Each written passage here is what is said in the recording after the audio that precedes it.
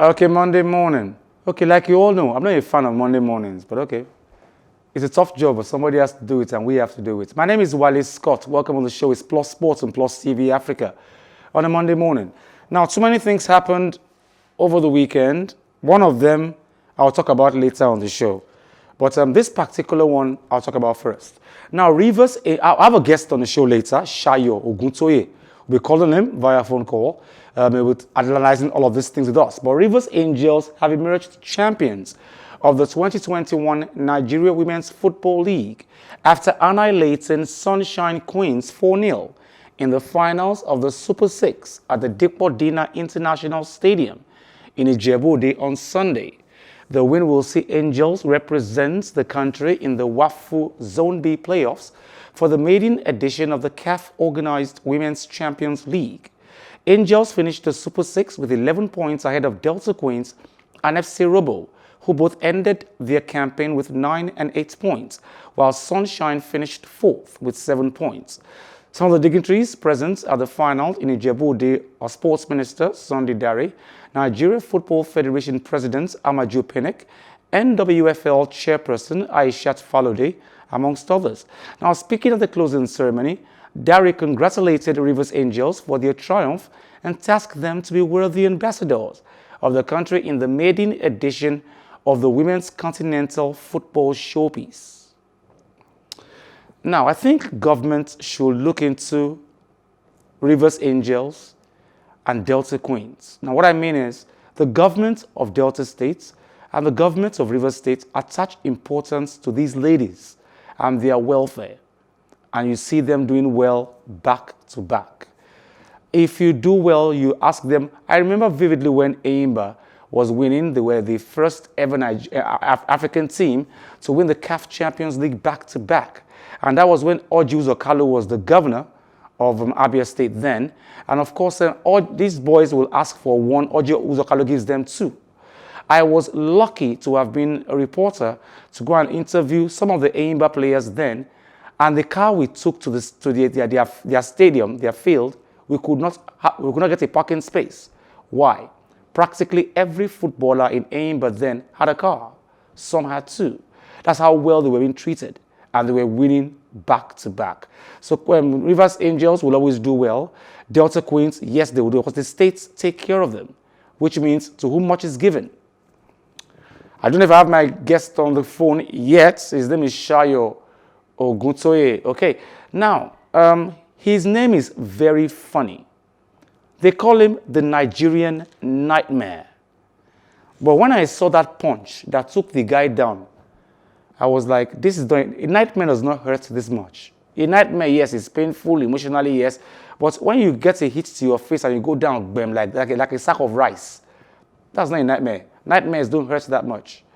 Now, Kamaru Usman has proclaimed himself the best fighter on the planet after knocking out Georgie Masvidal to retain the undisputed welterweight title at the UFC 261.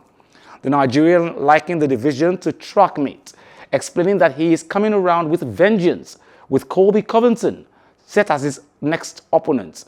UFC President Dana White insists Usman is on his way to being the greatest of all time. Valentina Shevchenko retained her women's flyweight title against Jessica Andrade via TKO, with White joking that the victor fought like a demon. Meanwhile, Rose Namajunas said she felt humbled after becoming the first woman to reclaim a UFC title, knocking out previous strawweight champion Zhang Weili with a first-round head kick. Just amazing. I mean, I put a lot of time into this, and shout out to Masvidal. I mean, I had to bring my A game. He elevated me. He gave me that extra oomph that I needed, in training. So, I'm just blessed to be in this time right now. Well, it's just, he's understanding what I set out to do. I have big goals for myself, and I want to see it truly on Monday, pound for pound. Right now, I'm the best fighter on the planet, and I just want to see that on Monday. I mean, I've finished really my last 3 opponents. I finished them all, and so right now it's just, I just need to, take some time and continue to train and get better. But these guys got to show me something because right now I'm the champion. I'm the most active guy in the division. These guys can't just wait around and wait for me to, call their number. They need to show me something. But I've asked Dana. I fought any and everyone they put in front of me. I never said no. These guys ducked me for years. But I got here and I haven't ducked anyone. And so, like I said, this is like a track meet. I'm so far ahead of these guys. I'm coming around the track, and I'm coming around with vengeance right now. Okay, there's something I just want to touch on about that. I'm growing in this sport, and I'm growing with integrity. I worked my ass off to get to the point where I am. A lot has been made about this guy's a superstar, this guy's yeah, I understand, more power to him. But for myself, I am all those things as well. I just show it in a different way. Leading up to this fight, I didn't have to show me flying in on a private jet or this car or that car. I like nice things too, don't get it wrong. But I need to show people that it's important for them to see the work that goes behind it. I worked for all these things. I worked for the chance to deserve all those nice things. I might have not came in a private jet, but I'm damn sure I'm leaving them. I think it's massive. Kamaru Usman, they call him the Nigerian nightmare. Now, he gave his belt to his father, and the man was almost in tears. You can understand why. He had not watched his son fight in the last 10 years. Why? He was in jail. He was in jail for fraud and some other things, and he just got out. And that was his first match he was watching. Well, and after 10 years, and his son gave his belt to him, and he shouted, "My pop is back." And I think that's the respect and the love family should have. Good morning, Sayo. Welcome on the show. Morning, Wally Scott. Good morning. Now, Kamaru Usman, they call him the Nigerian nightmare, but that hurt against Masvidal. That didn't seem like a nightmare to me. It was a punch straight to the head. He went down like a sack of rice. Seriously, it was a massive punch. And as soon as that punch went, he dodged his own, and the guy just went down. I mean, what a way to celebrate your father. I want to believe that Masvidal made so much noise. The first time he refused, he said that he lost that fight because he was only given 6 days to get ready for the fight. So, okay, Kamaru said, okay, good, take more time out, train some more. And he was beating more now than he was when he only trained 6 days. That is what you get when you give excuses. Sometimes you want to show respect to your opponent. And when your opponent tells you now that, oh, the last time it was a fluke, then you're going to show him real champion. You understand? So I think Kamaru, he just shows the greatness in him, the Nigerian heritage. And I also love the fact that he celebrated his father, and what a way to welcome him back from jail. Now, Conor McGregor comes out to say every time Kamaru fights, it reminds him of him, and he can't wait to fight him in the ring. And if that match comes to light, the $1.3 million that Kamaru collected for this fight will be small, will change if he fights Conor McGregor. But I want to believe that McGregor wants to come to that ring to embarrass himself, because I think Kamaru will beat him silly. Well, I don't want to talk based on the fact that I'm a Nigerian. Conor McGregor, we know, is a household name. And Kamaru also is a household name now. He has some belts to his name. So it's going to be a mouth-watering tie, a great fight. And I think I would tilt, to the side of Kamaru. He's right now the man of the moment. Very strong, fast, and he's also black. Well, I like the part that goes black. Okay, but his next opponent, Kamaru, says that he's going to come out with vengeance. Vengeance against who? Revenge against who? I thought he was going to just get a normal fight. Why is saying I'm going to come with vengeance? I'm pitying that guy already. The next fight, really. Well, for that fight, I think Kamaru should just focus his attention on Conor McGregor. Any other fight, it's going to be a one-way traffic. Kamaru will always dominate that category. So he should just maybe win that, go ahead to Conor McGregor and possibly beat him also and become the undisputed champion? Maybe this morning I'm going to eat the humble pie. I don't know yet. However, yes, Manchester City are champions. I hailed the champions this morning. Okay, I did what you say I should do, okay? Yes, Pep Guardiola is a very good coach and Man City, yes. Now, Manchester City manager Pep Guardiola has let slip that Eric Garcia will join Barcelona next season. Speaking after City's fourth straight Carabao Cup triumph at Wembley, Guardiola praised Garcia for his selfless attitude, saying that the young defender hasn't been in City's squad as he's moving to the La Liga side. And Guardiola lauded the amazing performance of Raheem Sterling in the 1-0 win over Tottenham.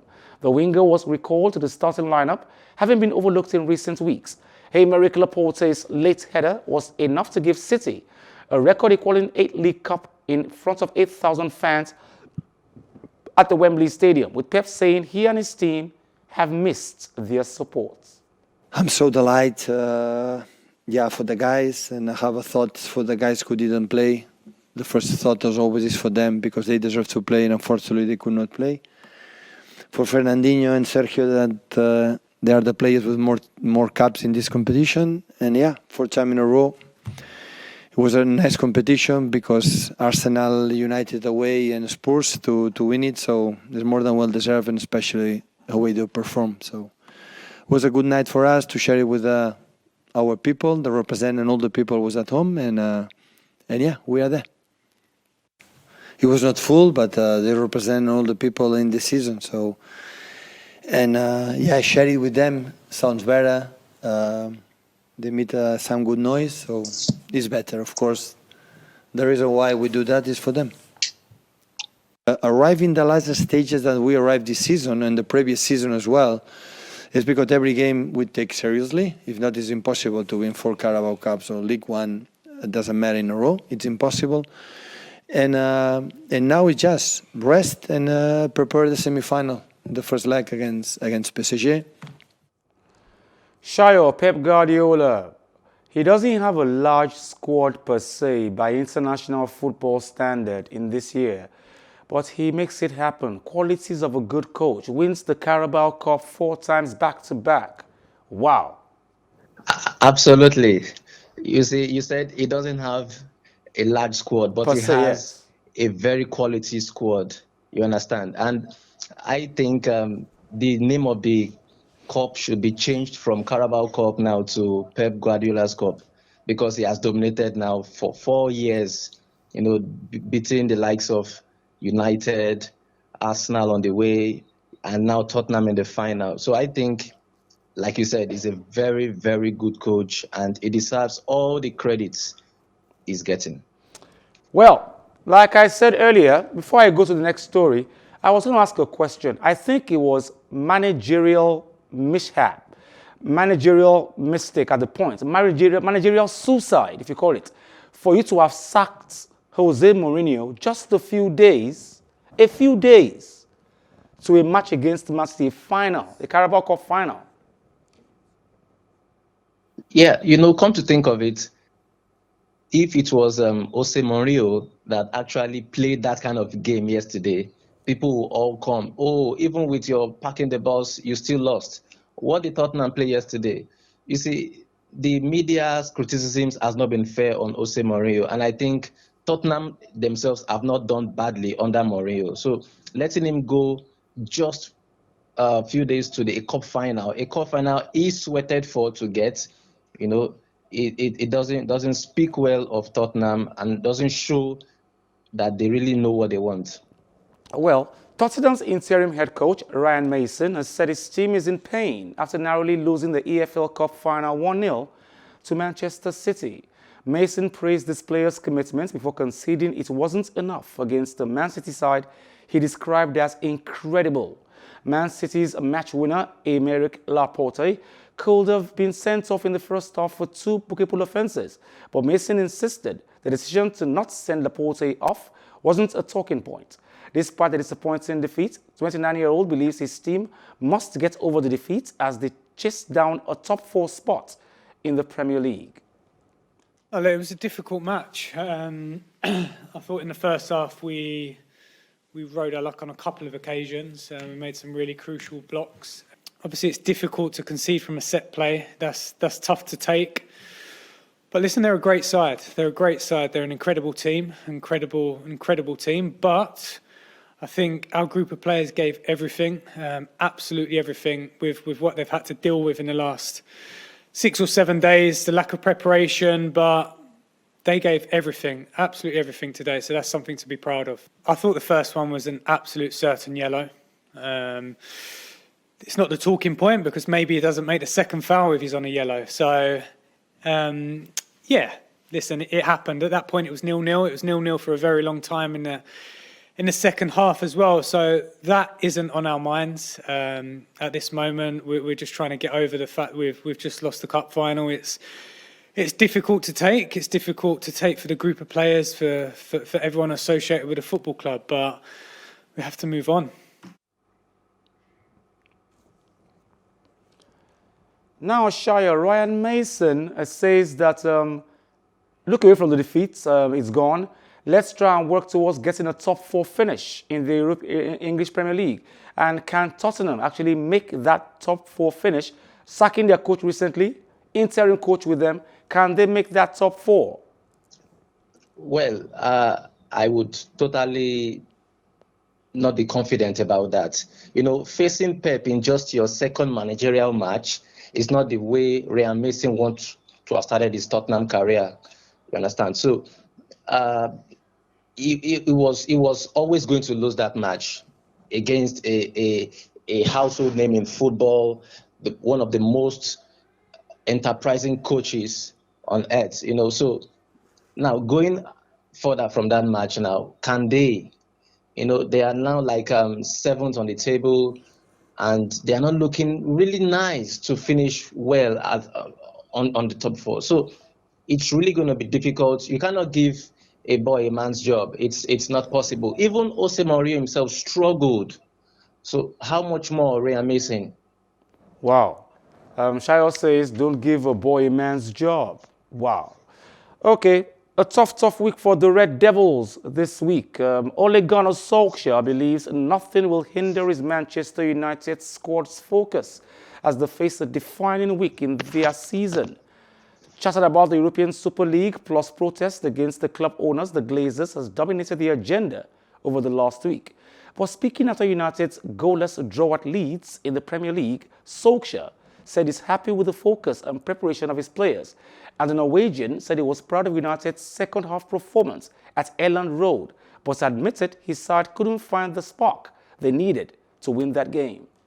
And I don't think any of the boys have seen that. So we focused on the game, the every single one down to a T this week. Of course, it was a difficult week, but the focus to prepare for this game has been really good because it's a unique style of play to play against, and I thought we played well.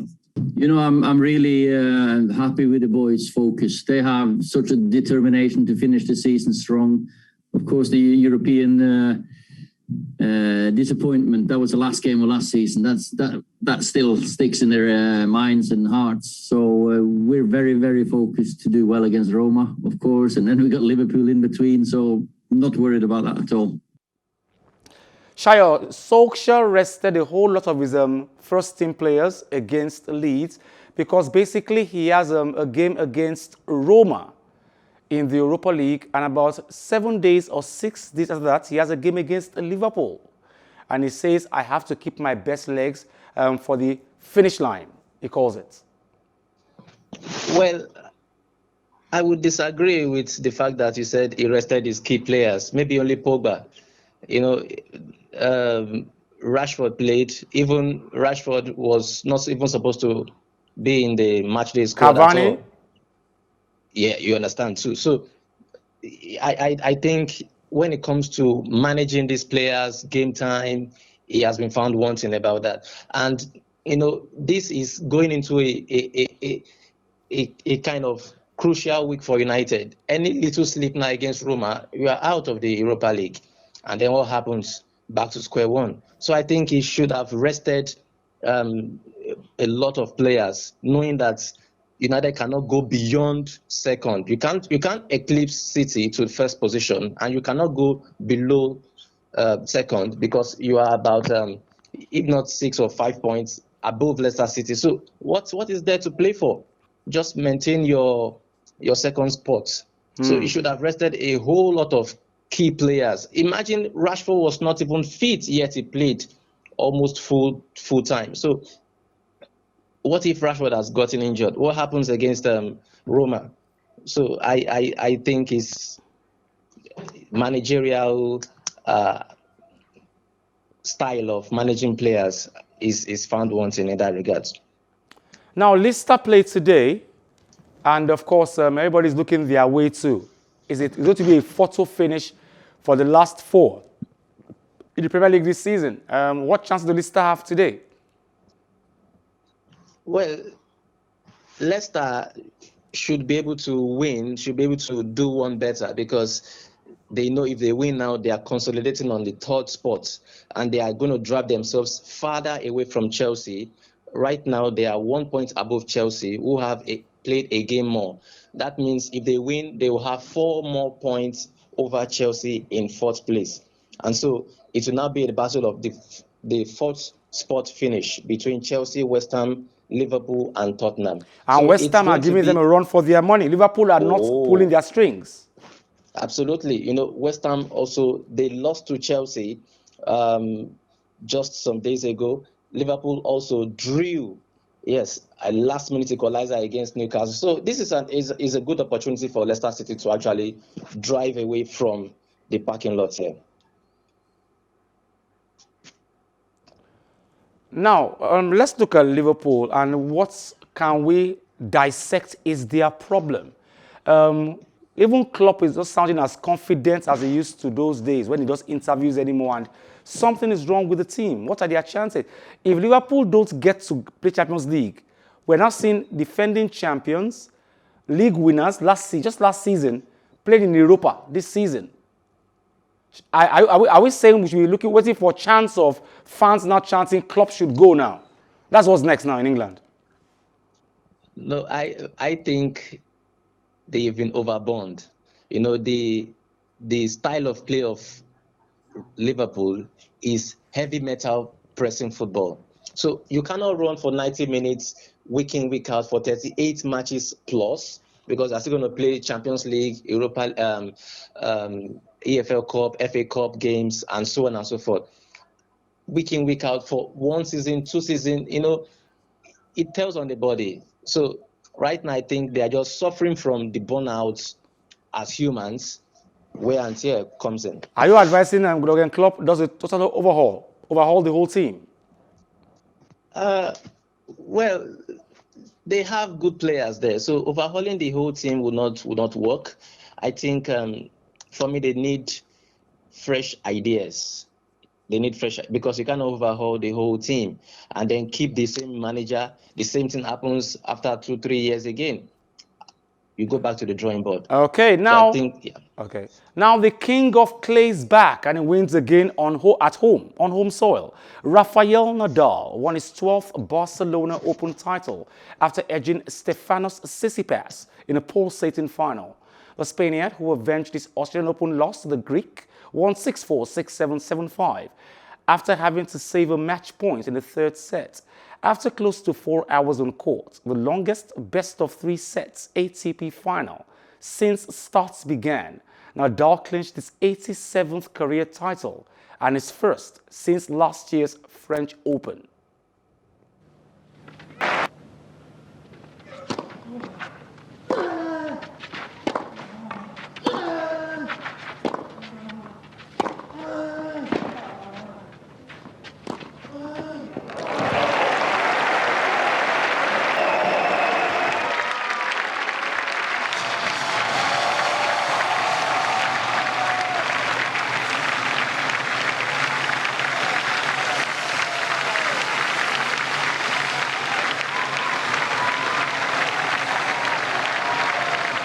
Shari, it doesn't matter how hard you try, you can't stop Rafael Nadal on clay. You can't. Try hard, but you can't stop him on clay. What a pulsating final that was. In fact, he's currently world number 3, but with this latest victory now, it will be world number 2. Rafael Nadal actually played at home. He played in Barcelona at the Barcelona Opens, and he has won his 12th career triumph as he dispatches Stefanos. And it took him 3 hours clay out of 87 of his career. No wonder he's called the king of clay. Imagine over half of your titles are from just one court, the clay court. So it shows he's undisputed. When it comes to the clay, he's the king about it. You do not have to negotiate. But let's ask this question now. If eventually, because eventually it will happen, Nadal now retires, who becomes the king on that surface? Nobody goes near Nadal yet, and he's already aging. And this young boy's coming, still can't get the hang of clay. It's more strenuous to play on clay than on grass. We all know that. Because the ball bounces faster and harder on clay. So who goes near Nadal if he does retire eventually? Well, if Nadal retires, I think it will be the finalist, Stefanos Tsitsipas, because I have been watching him for some time now. He's a tough opponent to play against. He has quality. His service are strong. They are hard. He's also fast. So I think Djokovic also might struggle against him when it comes to the clay courts. Okay, Djokovic might struggle against him when it comes to the clay courts. I think I'm being told to wrap it up on the show this Monday morning. Of course, it's Plus Sports on Plus TV Africa. Thank you very much, Sayo Oguntoye. Always a pleasure. Thank you very much. That's all we can take on the show today. Join us same time tomorrow, same station on Plus Sports on Plus TV Africa. My name is Wale Scott. Like I always advise you at the end of every show, if not for anything, at least for your heart, do some sports.